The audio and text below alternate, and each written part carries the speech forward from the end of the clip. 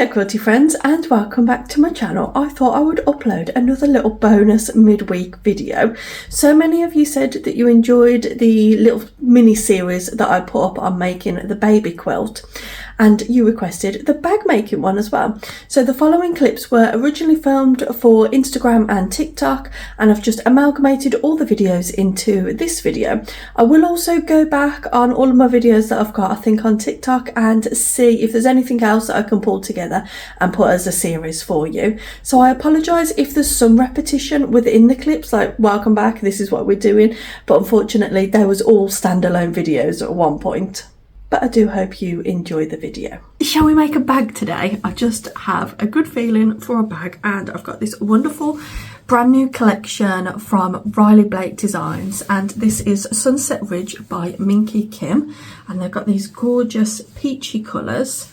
I've got this lovely one with scissors on, and then the rest is mint green, and then this dark, almost like foresty green, but still with a minty tone, and then a plain mint to go with it. So let's make a bag. It might take me a couple of days, I'm not too sure, but I have also pulled together some other bits and bobs. My good friend Adam Sews, this is his pattern that I'm making, and he sent me some bits and bobs to help me make it. So we've got some foam so that the bag will have a nice structure and dimension, and the bag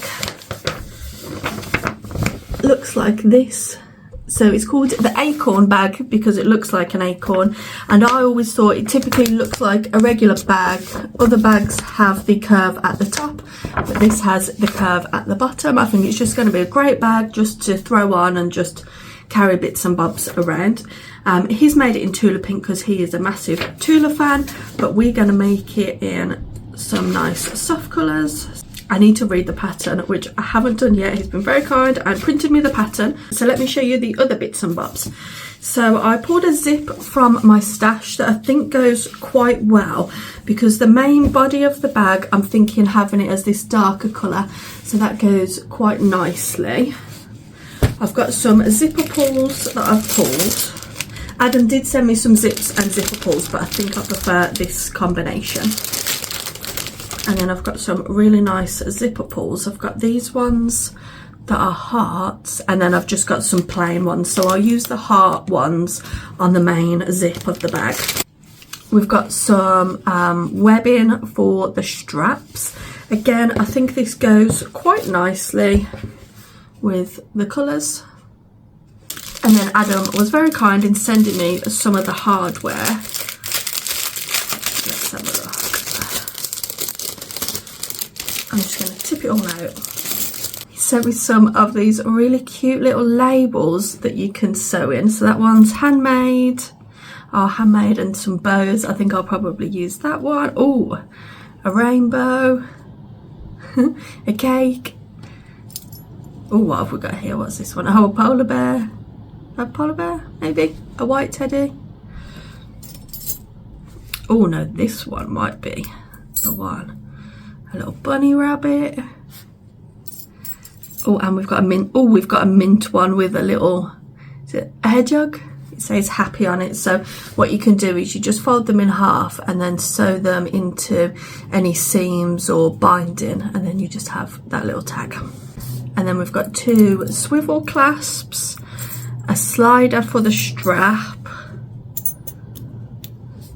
and then these little buckles. I assume the bag attaches like so, I think. So I'll have a look. And then he's included some interfacing and some larger pieces of foam. So thank you so much, Adam, helping me with this. I've never used this type of interface, and I think this is probably one that he uses quite a lot, but it's like almost like muslin, and then I think it's got glue on the opposite side. I'll have to ask him what type of interfacing that is. It'll probably say in the pattern. Let me read the pattern and then let's start sewing. I've just been having a little dig through my bag making supply, and I've actually got these coloured hardware, so it's like oil slick, and I think I've got everything I need in the correct size, because one of the things that Adam sent me is 1.5 inch instead of 1 inch. And aren't these just more fun than silver? So I'm thinking I might go for these ones. I'm just going to check that my webbing goes through and what it looks like. Yeah, I think I'm going to go for that. I've now prepped and basted all of my pieces with the foam and my lining fabric. I opted for this one as the lining, but now I need to quilt all the panels. These are the front and the back, and then I've got the gusset panels, but I need to decide on a thread colour for the actual quilting. And I think I'm actually going to go for this pink because I think it will blend in most. It will obviously stand out a lot on the green, but it will blend in with the other panels. So I'm thinking I'm going to use this for quilting and the sewing bits on the bag.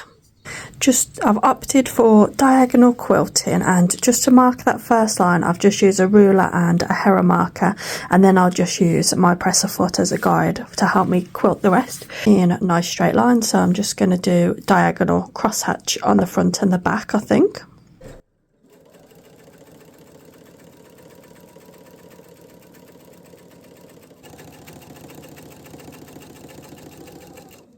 It's been a good few hours now, but I have quilted and done everything that I need to for my external layers of the bag. So this is the front, and then we've got the top of the pocket because there's a zipper pocket on the front.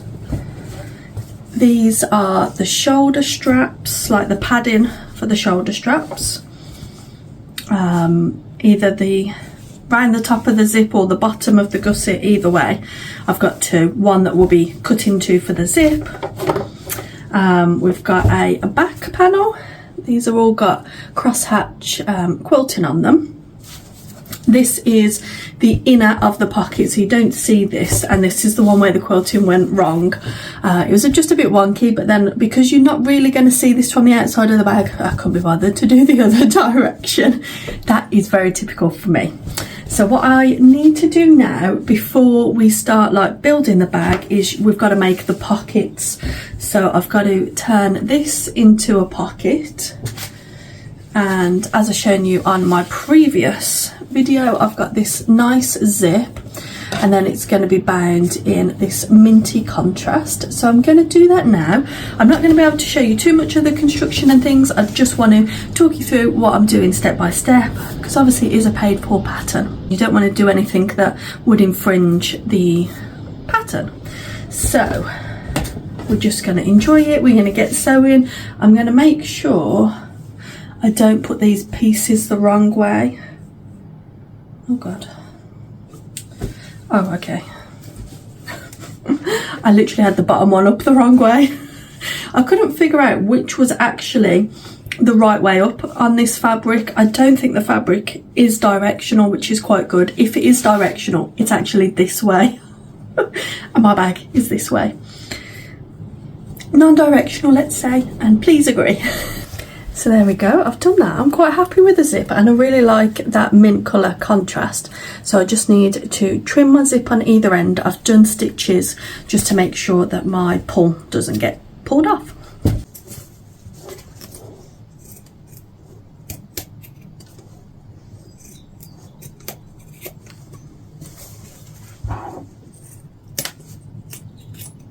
And I really like these zips because they have a metal look, but they're just plastic, so you can sew over them with no problem at all. And I buy these from Purple Stitches, and you can get loads of lovely zips, zipper pulls, all sorts of colours. Firstly, whenever I'm sewing any type of zip or bag, I always put a denim needle on. It will just be a slightly thicker needle, and it would just mean that you'll be able to sew a little bit easier. But these zips, you can sew over them. So these are plastic. The teeth on the zip are plastic. They're made to look like they're metal. You can't sew over metal zips. But with these, all you need to do is just slow down when you approach the zip to sew over it, to secure it. You'll be sewing over the zip a lot when you make the bag. You have to sew over the edge to stop it opening, and then you have to sew over it when you're joining the panels and all these type of things. So you will sew over it quite a few times, and you just slow down as you're approaching, and generally the teeth will move out of the way from the needle. You occasionally will bend your needle, perhaps even break your needle, but these are fine to sew over. But I find if I don't slow down or I don't have a denim needle on, then that's when I have the issues. But they are relatively easy to install, these are. So let's get back on the bag making, but before I can do that, I need to tidy up from last night because I was doing a bit of sewing in here and I just kind of abandoned it halfway through. So I've got these blocks that need ironing. I need to sew those half squares, and then I just need to tidy this up. I'm using this as a tray to hold the blocks, the pieces. So these are the ones that are in progress. I'm not going to continue with those this morning. I'll just neatly arrange them on here, and then I just need to get it clear so I can get back in the zone of doing the bag. I've got the bag here. I've put it on another one of those trays that I've shown you in a previous video, and I still love it. It feels so thick, so I am nervous to sew them all together, but I'll just go slow and steady. I'm just going to start by finishing any pressing that I just abandoned last night, just so I can get everything neatly put away at a good stage in the process rather than just half abandoned. That way it'll be much easier when I pick this project back up. I'll know where I am and there's not any of the tedious tasks left to do.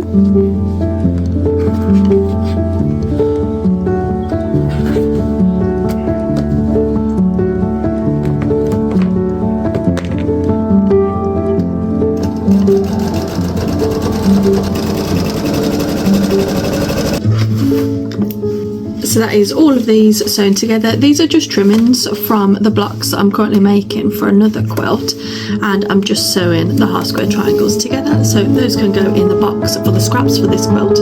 And now we're all ready to get started with the bag. I'm now at the stage where I need to attach the two gusset pieces, because the gusset pieces that makes the depth of the bag, it needs to be one continuous piece, and because of how big that usually is, you usually make it in two, and because you've got the zip. So I'm going to now sew these together, and the pattern's great. It gives you all the instructions and there's a video tutorial that I'm following as well. So let me show you when this is done. Doesn't that look so professional? And then so it's all bound there, and I'll join the opposite end in a moment, and you just have a little row of top stitch in there. So my hair got caught. So it's coming together really nice, and that pop of that orange is going to be really good, isn't it? Well, I got somewhat carried away. So nothing's changed on the front, but I have made my straps and just basted them in place. And then what you do is you clip those two together. So it's now time that I need to add the gusset, which is like probably the least fun part of making a bag. And that's just really because of how many layers there are going together and things like that. So this is my gusset. I need to put it outwards. And then I'm going to find the centre. So let's do that. So find the centre there, and I'm going to put that with a clip right between the handle at the top, and I am going to clip so many clips all the way around this bag. I like more clips. These clips are alive. I like more clips for these.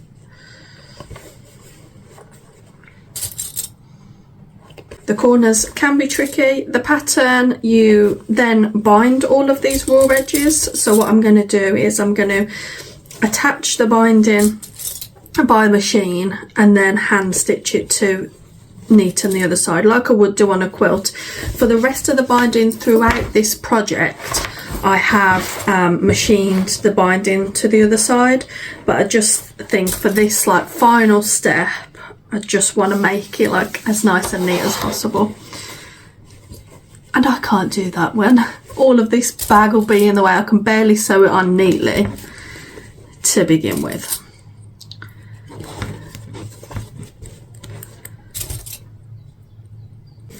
So there we go, clipped all the way around the edge. So I'd done like 2/3 of it clipping, and then there was a little bit of excess of the gusset, so I just removed some of the clips and just eased it back in because I probably pulled it too tight around one of the corners. So when you're sewing this type of bag, you need to keep all of the straps inside of the bag so that you're not accidentally catching anything in any of the seams. So I'm going to sew this. It's not the type of construction that you want to film doing. You fell off my stand. My stand doesn't want to film the construction either. Okay, no word of a lie, that must have took me about an hour to do 4 seams. So I've sewn the binding on, and I just wanted to show you. So the rest I'm going to hand stitch, but for example some parts you end up being a little bit like high on, and it will prevent your binding from going round. So all I do is I just take a sharp pair of scissors and just trim a little bit of the excess foam away if it's like become uneven, and that will now mean that I can stretch my bias around it. So I just go around and check, and like here, look how much I've got coming together there. I think there's just tons of layers of foam. So I'm going to trim that down a little bit because my bias tape might struggle to go over it. So you just have to be careful what you're trimming, and you don't want to trim too much. But on these curves you might find that your pieces have shifted ever so slightly, so just give them a trim.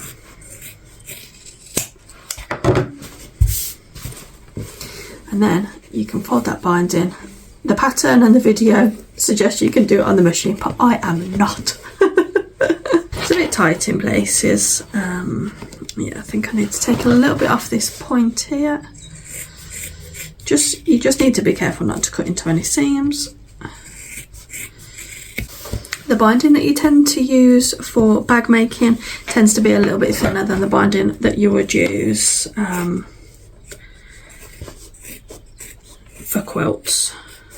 Sorry, I was concentrating too much there. So there we go. So I'm going to hand stitch that binding tonight, I think. I can't be bothered to do it right now. I need a little bit of a breather from the bag. But we've opened the zip before you sew the back gusset together. You open the zip so that you can turn it through.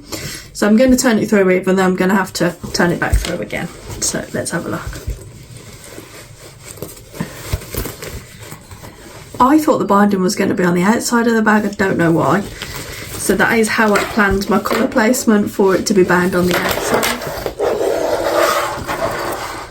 There's loads of threads everywhere, but I'll just give them a tug.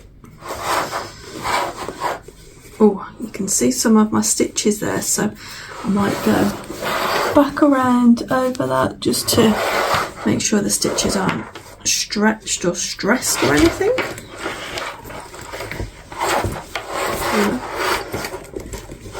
Oh yes, look at that. I obviously need to make sure everything's completely pressed out.